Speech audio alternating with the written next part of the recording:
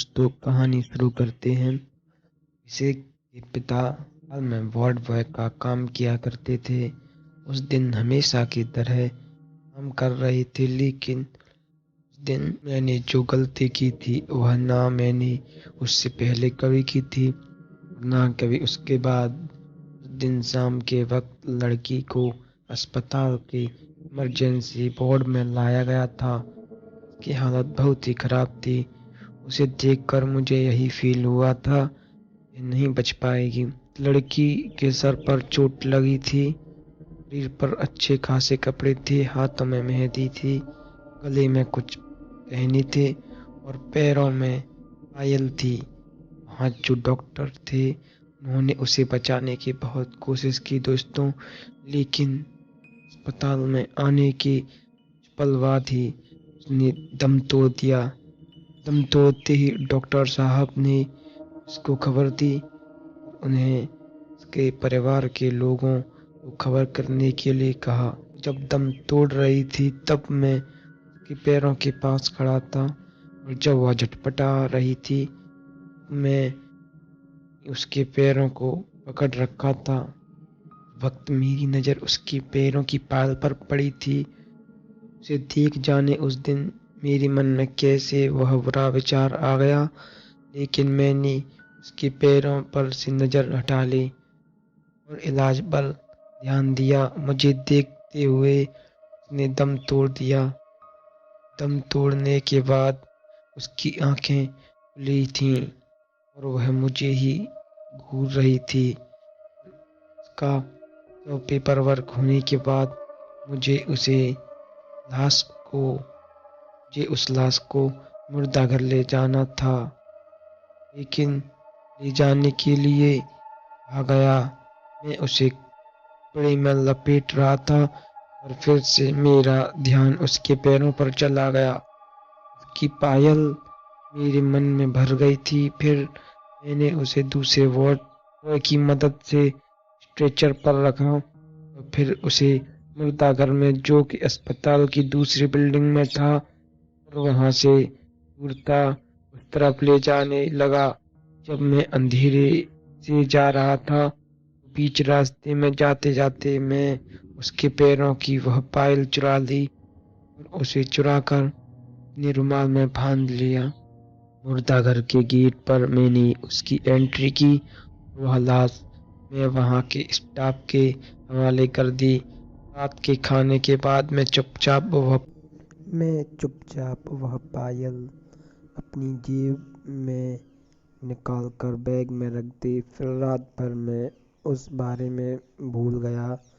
जब सुबह हुई तो बाहर जाते वक्त मैं बाद में हाथ डालकर देखा और फिर मैं इत्मीनान से घर चला गया।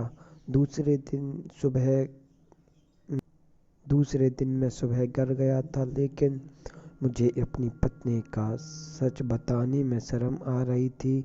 इसलिए मैं घर पहुंचा तो मैं जानबूझकर घर के बाहर चला गया। उसने कहा कि मैं कहीं बाहर जा रहा हूं और दोपहर तक लौट आऊंगा, और जैसा कि मैं उससे कहा था, मैं दोपहर तक यहाँ वहाँ घूमकर वापस आ गया और मैं वही पायल अपनी पत्नी को उपहार के स्वरूप में दे दी और उसे झूठ बोला कि मैं इसे लेकर आया हूँ। इन सब के बावजूद मेरे मन में कहीं ना कहीं वह कसक थी कि मैं उसे पायल को चुराया है। उस दिन शाम को मैं हमेशा की तरह काम पर चला गया। मुझे इमरजेंसी वार्ड की जगह दूसरे जनरल वार्ड में ड्यूटी दी गई थी। मैं हमेशा की तरह अपना काम कर रहा था। फिर अंधेरा हो गया, मेरा काम खत्म हो गया।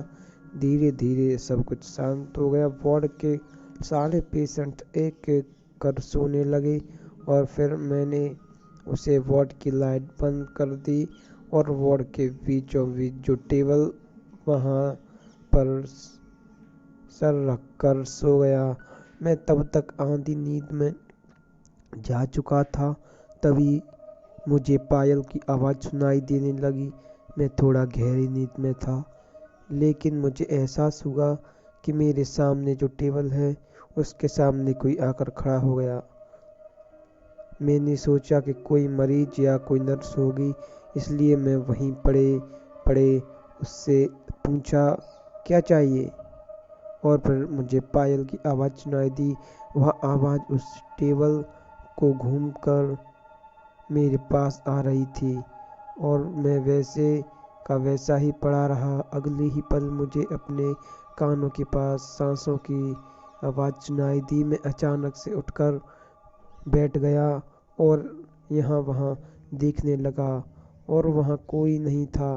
वार्ड का दरवाज़ा पूरा खुला था। मैं थोड़ा हैरान हो गया, यह दरवाज़ा किसने खोला? मैंने वार्ड के अंदर देखा तो सारे पेशेंट सो रहे थे, कुछ हलचल कर रहे थे, लेकिन वह ध्यान देने लायक नहीं था। मैं उठा और दरवाज़ा फिर से बंद कर दिया। मुझे ऐसा लगा जैसे मुझे कोई भ्रम हुआ है। उसके बाद मैं कुछ देर वहीं बैठा रहा। फिर मैं बाथरूम में चला गया और अपने चेहरे पर पानी की छींटे मारते हुए मैंने शीशे में देखा तो मेरी आंखों के सामने एक परछाई एक बिजली जैसी चमक कर गायब हो गई। कोई मेरे पीछे था, लेकिन जैसे ही मैंने गौर से देखा तब तक वो गायब हो चुके थे। मैं घबराकर बाथरूम से बाहर निकल गया, क्योंकि इस बार मैंने वह चेहरा देखा था। हालांकि बाइक परछाई थी, किसी छाया की तरह थी, लेकिन वह आकृति एक पल में गायब हो गई थी। पर मैंने उसका चेहरा साफ साफ देखा था। मैं वह चेहरा, वह आंखें कभी नहीं भूल सकता, क्योंकि उस लड़की ने मेरी आंखों के सामने और मुझे देखते हुए अपना दम तोड़ा था।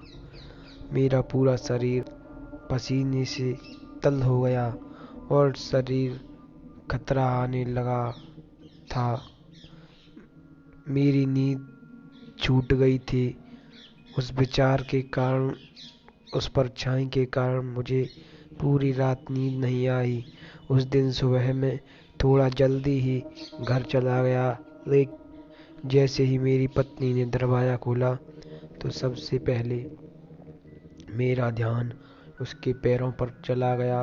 वह पायल उसके पैरों में थी, लेकिन मैं उससे कुछ कहा नहीं। मैं उसे सब बताने से डर रहा था। फिर मैं घर के अंदर गया, नाश्ता वगैरह कर कुछ खाकर सोने चला गया। मुझे पूरी रात नींद नहीं आई थी, इसलिए सुबह मुझे बहुत नींद आ रही थी। किसी समय नींद में मुझे फिर से वह महसूस हुआ कि मेरे आसपास वह पायल की आवाज़ आ रही है, लेकिन मुझे यह लगा कि मेरी पत्नी मेरे आसपास घूम रही होगी, क्योंकि उसी ने पायल पहन रखी हैं। कुछ देर बाद मुझे अपने कानों के पास फिर से वह आवाज़ सुनाई दी, सांसों की आवाज़, वही आवाज़ जो फिर एक स्पष्ट सी सरसराहट की आवाज़।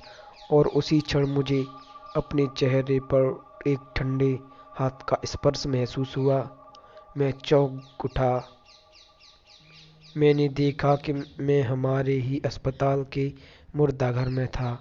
मैंने चारों ओर अनगिनत लाशें देखीं, ठंडी, बेचैन खामोशी, लेकिन वहाँ की शांति को महसूस कर मेरे रोंगटे खड़े हो गए।